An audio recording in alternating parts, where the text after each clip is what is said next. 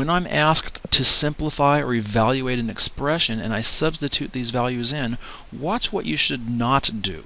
Do not say, oh, -3 goes in for x, -3 squared minus -2 squared. If you start to do that, you're going to get mixed up with where should the parentheses be, where should they not be. Really a bad way to go. Instead, every time you do substitution, put parentheses around the number you're substituting in.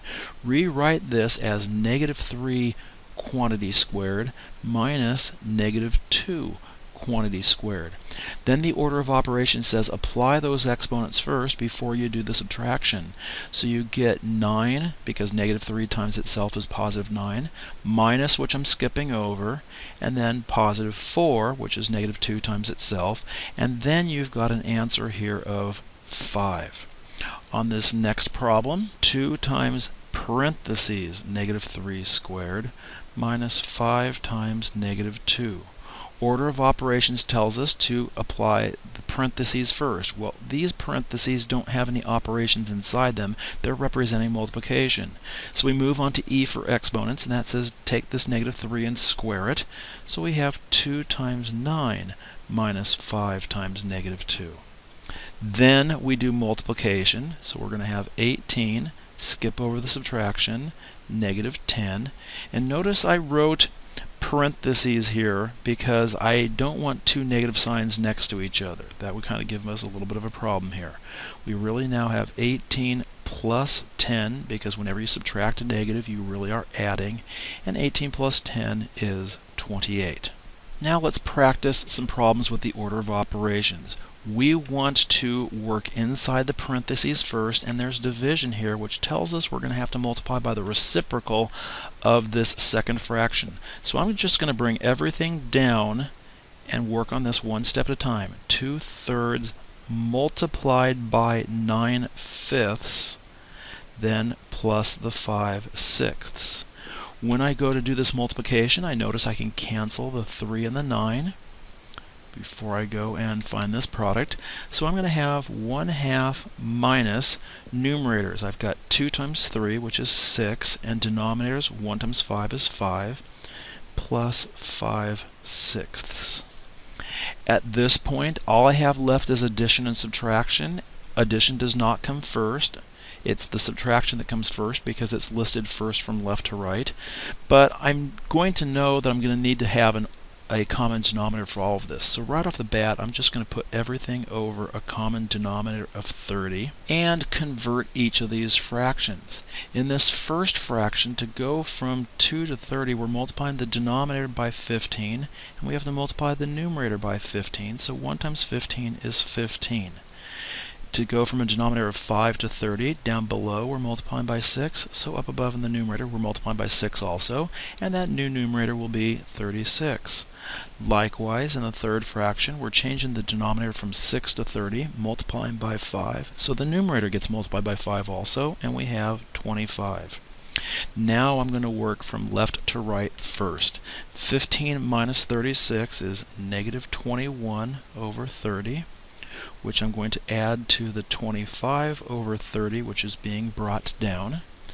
When you add fractions, you keep that common denominator of 30 and add across the numerators to get 4 over 30.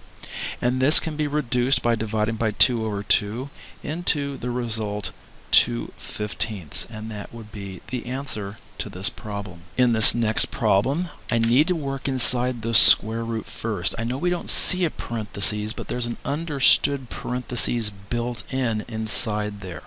And so inside here, we work in the parentheses, and the exponents will come first. We really have a 29 minus 4. Notice that I only squared the 2. I did not go -2 times -2.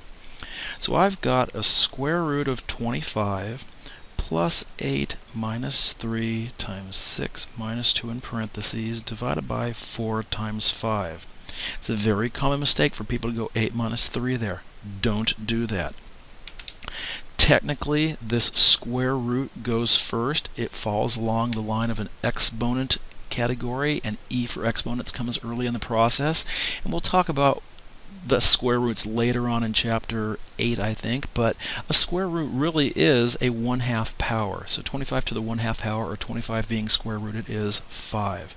So 5 plus 8 minus 3 times the quantity, 6 minus 2, divided by 4 times 5. Okay, here we go. I need to work on parentheses first, so I'm going to do the 6 minus 2, bring everything else down. 5 plus 8 minus 3 times 4 divided by 4 times 5. Addition and subtraction are not that important to do yet, but this multiplication will come first, then the division, then the multiplication. So here we go. 5 plus 8 minus 12 divided by 4 times 5. I'm going to slide this up here. Then I'm going to do the division next, because division shows up next when I work from left to right. So I've got 5 plus 8 minus 3 times 5, because 12 divided by 4 is 3. Then I'm going to do multiplication. 3 times 5 is 15. So I have 5 plus 8 minus 15. And finally, we'll work from left to right. 5 plus 8 is 13. So we have 13 minus 15, which is negative 2.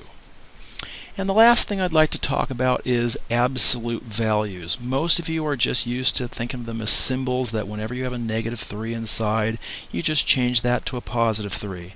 And if there's a positive value inside, such as 4, you just leave it as positive 4. But technically, absolute value refers to distance. We're talking about the distance a number is away from 0 on the number line. So if I'm looking at negative 3 there on the left and 4 on the right, distance is always positive. How far is negative 3 from 0? Answer, 3 units away. How far is 4 from 0? Answer, 4 units away. And this interpretation of absolute value being the distance from 0 on a number line is important as we move on in this class.